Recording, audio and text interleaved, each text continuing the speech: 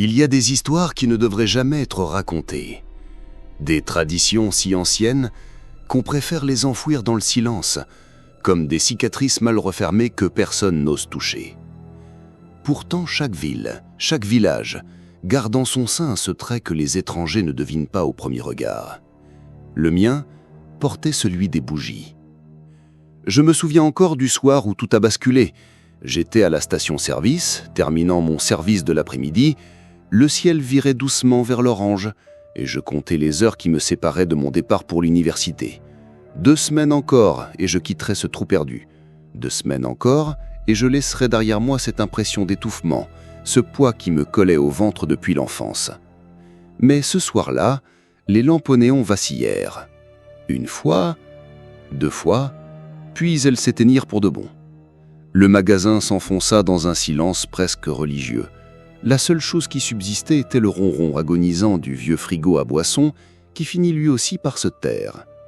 Quand je sortis dans la rue, la lumière du jour s'éteignait déjà. Et dans les maisons de Main Street, de petites flammes commençaient à éclore derrière les rideaux. Les habitants allumaient leurs bougies. C'était toujours ainsi. Qu'il s'agisse d'une panne de 2 minutes ou d'une nuit entière, les bougies surgissaient aussitôt. Personne ne posait de questions, personne n'expliquait vraiment pourquoi. J'avais grandi avec cette habitude, comme tout le monde.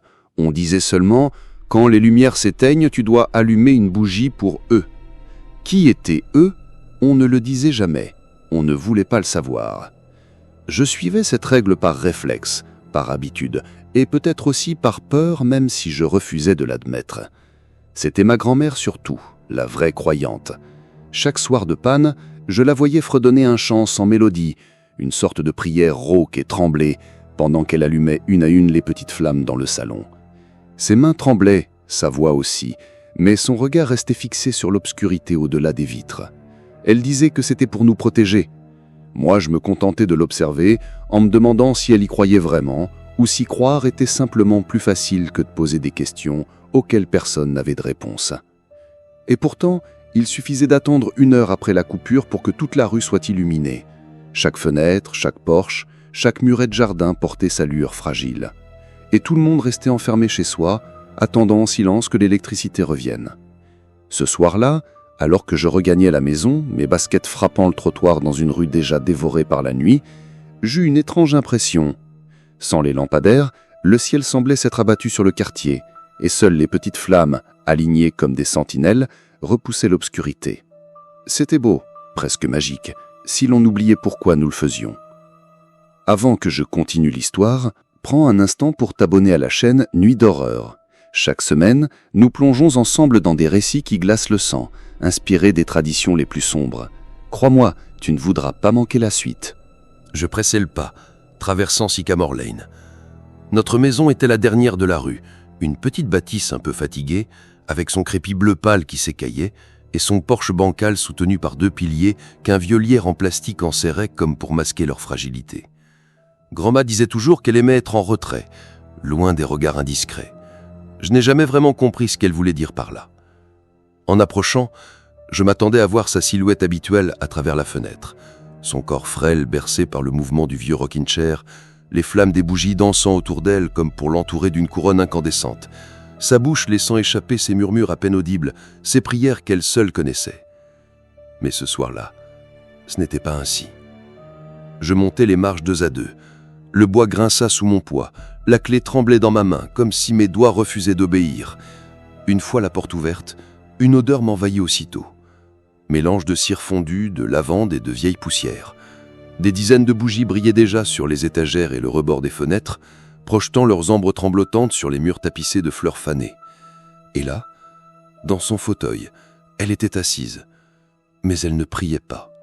Sa tête reposait de travers sur son épaule, ses yeux grands ouverts fixaient un point invisible au plafond. La lumière des bougies sculptait ses traits, creusant ses rides comme des sillons profonds. Et son souffle, ce souffle irrégulier, râpeux, qui semblait pouvoir s'interrompre à tout instant. « Grand-ma » cria-je en me précipitant vers elle. Je lâchai mon sac à l'entrée et m'accroupis à ses côtés, cherchant son poignet. Sa peau était glacée, humide. Ses paupières restaient obstinément immobiles. Pourtant, sa poitrine se soulevait encore, haletante, fragile. Je restais là, Un long moment, incapable de parler, le cœur battant si fort qu'il couvrait presque le tic-tac du vieux réveil posé sur l'étagère. Tout le quartier, au dehors, était plongé dans un silence oppressant. Pas d'un rire d'enfant, pas même le bruit d'un voiturant. C'était comme si le monde entier retenait son souffle. Les services d'urgence, inutiles. Ici, lors des coupures, ils ne venaient jamais. Était-ce une superstition? Était-ce une règle tacite? Je n'en savais rien. Mais je savais une chose, j'étais seul. Alors je fis ce qu'elle aurait fait. Je pris la boîte de bougies encore neuve, posée sur l'étagère. Mes mains tremblaient, mais j'allumais flamme après flamme, pièce après pièce. Dans la cuisine, j'en plaçai une près de l'évier, une autre près du vieux carnet de mots croisé de grand-mât, son crayon encore posé en travers de la grille, comme si elle venait de s'interrompre. Dans le couloir, je déposai une bougie trapue au-dessus du meuble à chaussures, son éclat orangé allongeant les ombres sur les murs défraîchis. Chaque mèche allumée me donnait l'illusion de faire quelque chose pour la protéger. Chaque lueur supplémentaire me rassurait à peine, comme si je croyais vraiment que ces flammes fragiles étaient capables de tenir les ténèbres à distance. À plusieurs reprises, je m'arrêtais pour écouter son souffle, toujours faible, mais présent. Alors je chuchotais les mêmes mots qu'elle m'avait appris quand j'étais enfant, des mots sans sens précis, mais qui ce soir-là me semblaient essentiels. Protège-la, éloigne-les, fais revenir le soleil. Quand j'en vins à la dernière bougie, posée sur le rebord de la fenêtre du salon, je sentis mon cœur s'arrêter. Car dehors, à la limite du jardin, là où la lumière des flammes cessait d'éclairer, quelqu'un se tenait immobile. Une silhouette de femme. Elle portait une robe de coton clair, dont le rhum frôlait ses chevilles. Et même depuis ma position, je vis son sourire. Mon sang se glaça, car ce faisage, c'était le sien, celui de grand-mât. La femme leva lentement la main. Ses doigts se replièrent doucement, m'invitant d'un geste à la rejoindre, à quitter la maison et franchir la frontière fragile des flammes. Je reculai aussitôt, trébuchant presque sur le tapis. Mon téléphone. Je sortis mon portable à la hâte. Pas de réseau, même pas une barre. J'essayai encore, comme si appuyer plus fort sur l'écran pouvait forcer un miracle. Rien, seulement le bleu froid d'un écran inutile. Je me retournai alors vers le fauteuil. Vide. La porte d'entrée, grande ouverte, grinçait sur la brise. Les bougies du seuil venaient de s'éteindre, laissant échapper leur volute grise vers la nuit. « Grand-mât » appelai-je, ma voix brisée par la panique. Dehors, le silence me répondit, mais au loin, dans la rue, je vis des ombres, hautes, élancées. Elles ne bougeaient pas, mais je sentais leur regard, glacial, comme des aiguilles plantées dans ma peau. Une voisine écartait un rideau de dentelle, croisa mon regard, puis referma brusquement. Personne ne voulait aider, personne n'osait. Je me souvenais alors d'un avertissement. Ces mots que grand-mât répétait encore et encore lors des orages quand les lumières vacillaient. « Ne sors jamais sans une bougie. Tant que tu portes la flamme, ils ne peuvent pas te voir. » Je baissai les yeux. Mes mains étaient vides et moi j'étais dehors. Je franchis le seuil du porche, pieds nus sur l'herbe froide et humide. Le souffle court, je balayais le jardin du regard, espérant un signe, un indice, n'importe quoi. Mais seules les ombres au bout de la rue restaient là, immobiles, dressées comme de sinistres statues. Chaque pas me donnait l'impression de m'arracher un peu plus à la sécurité fragile des flammes derrière moi. L'air avait une lourdeur particulière, presque électrique, comme si la nuit elle-même guettait chacun de mes mouvements. Puis je vis quelque chose, juste au bord du potager. Un éclat métallique, discret, à moitié enfoui sous les herbes folles. Je m'avançais, le cœur battant dans mes tempes. C'était un chandelier en laiton, celui des grandes mâts, son vieux porte-bougie qu'elle ne quittait jamais. La cire encore chaude y formait des perles figées, et une odeur de lavande persistait comme une caresse fantomatique. Je m'agenouillais et posais la main dessus. La cire était tiède. Elle était passée par là, récemment, trop récemment. Les larmes me montèrent aux yeux. Jamais elle n'aurait laissé cette bougie s'éteindre volontairement. Pas elle. Pas après toutes ces années à me répéter que la flamme devait vivre jusqu'au lever du soleil. Je serrais le chandelier contre ma poitrine, comme si son poids pouvait me protéger. Mais c'est à ce moment-là que je les vis. Au-delà des clôtures, au-delà des champs, dans l'obscurité de la lisière, des centaines de petites lueurs parsemaient les bois. des points lumineux, immobiles, disposés à différentes hauteurs. Certains bas, presque au ras du sol. D'autres suspendus, flottant comme des étoiles égarées dans les branches. Mais ce n'étaient pas des lucioles. Non. Ces lumières restaient fixes, parfaitement alignées, comme si une armée invisible tenait sa position entre les troncs. Et à mesure que je plissais les yeux, j'apercevais des contours, des silhouettes. Elles portaient ces flammes en elles, des corps pâles, aux visages lisses et sans traits. Leurs formes se brouillaient comme des images mal gravées dans la nuit, mais dans leur poitrine brûlait une lueur, une petite flamme claire sans tremblement, une flamme qui n'était pas humaine. Mes tripes se nouèrent, mon souffle se bloqua. Et soudain, tout s'éclaira. Ces bougies que nous allumions depuis toujours, elles n'étaient pas des barrières, pas des protections, pas une façon de repousser l'invisible. Elles étaient des phares, des guides pour ces choses qui rôdaient dans l'obscurité, des repères pour les aider à traverser nos rues sans s'arrêter. Les flammes étaient des balises, leur disant « Continuez, ne vous arrêtez pas ici ». Grand'ma me l'avait murmuré autrefois, alors que je n'étais qu'un enfant trop distrait pour comprendre. Ils ont besoin de lumière pour trouver leur chemin. Si tu ne leur donnes pas, ils chercheront ailleurs. Je me sentis vaciller. Tout ce que j'avais cru savoir s'effondrait. Si nous cessions d'allumer les bougies, alors ces choses viendraient chercher un autre éclat, une autre chaleur, un autre être vivant.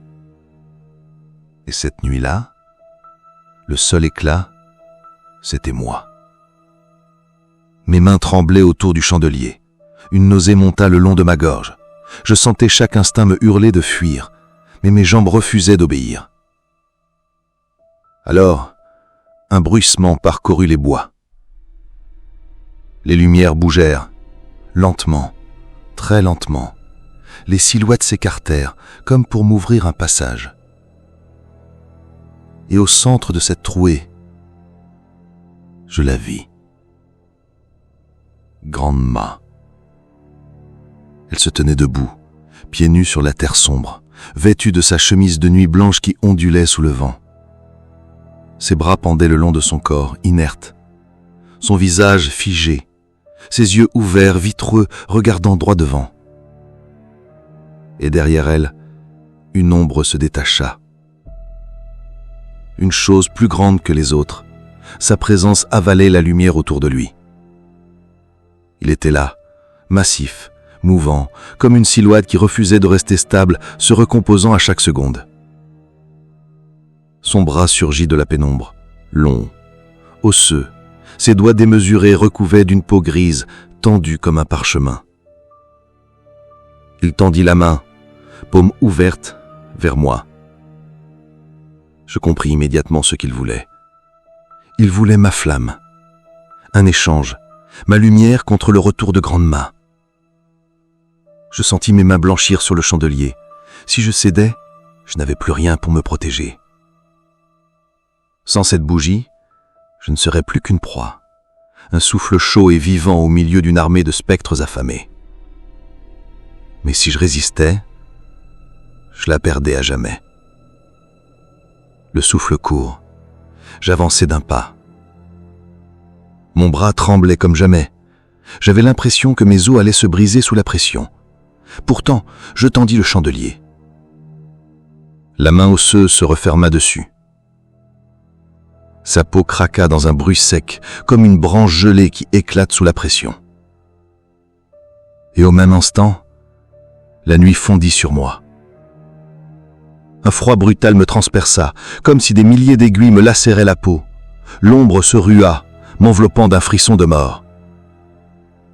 Je n'eus que le réflexe de tendre ma main vers Grand'ma, d'agripper son poignet fragile et de tirer de toutes mes forces. Un souffle, un sursaut. Elle cligna des yeux. Son regard se vida de son voile, juste assez pour me voir. Et alors, l'enfer se déchaîna. Les silhouettes s'effondrèrent sur moi. Leurs mains glacées griffèrent mes armes, mon dos, ma nuque. Elles me lacéraient, m'arrachant des lambeaux de tissu, cherchant la chaleur de ma chair. J'hurlais. Mais je tirais Grande Mort du cercle.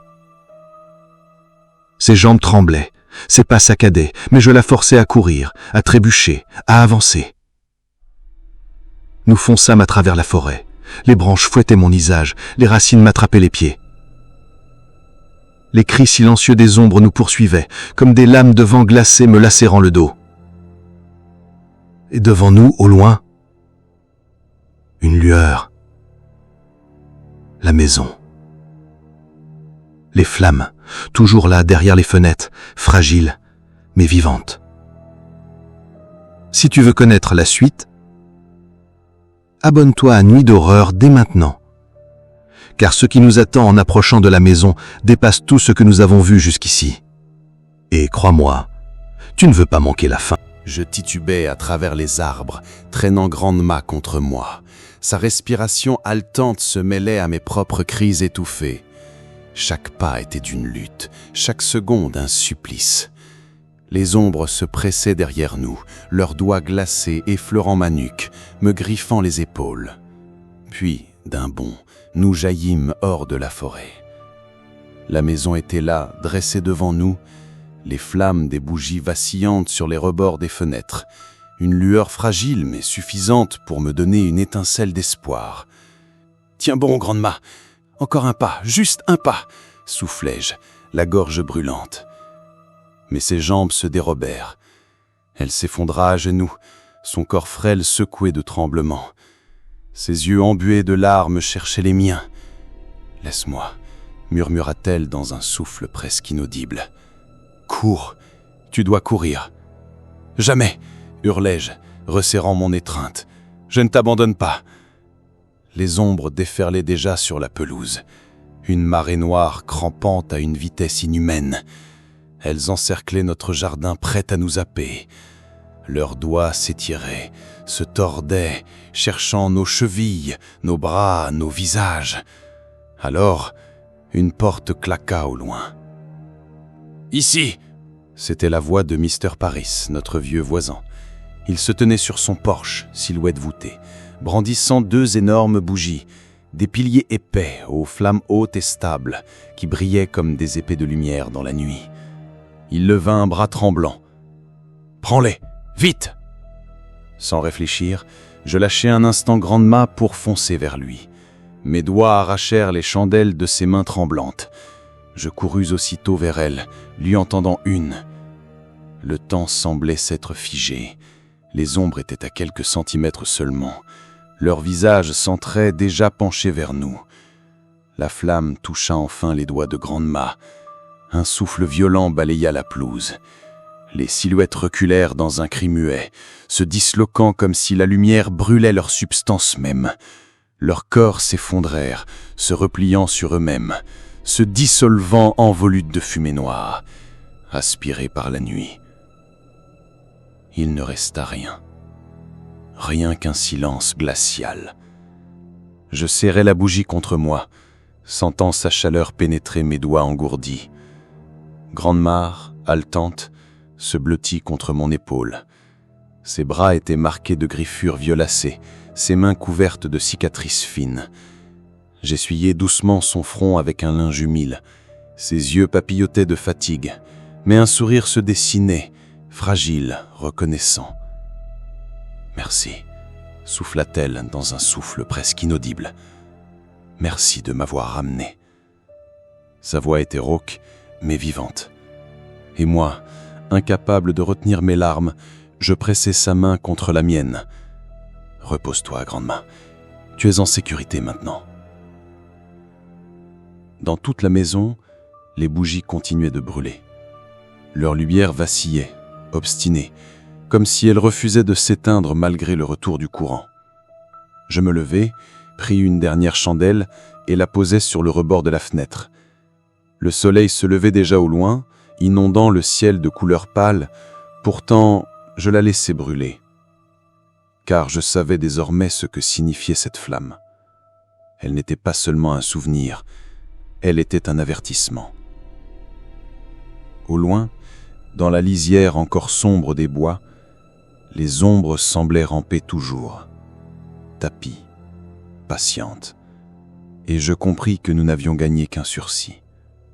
La prochaine coupure viendrait, et avec elle, eux. Alors, avant de quitter la pièce, je chuchotai les mêmes mots que Grande-Ma m'avait appris. « Protège-la, éloigne-les, fais revenir le soleil. » Et je fermai les yeux, le cœur serré, en sachant que cette prière ne nous sauverait pas éternellement. Si cette histoire t'a glacé le sang, alors abonne-toi dès maintenant à Nuit d'horreur.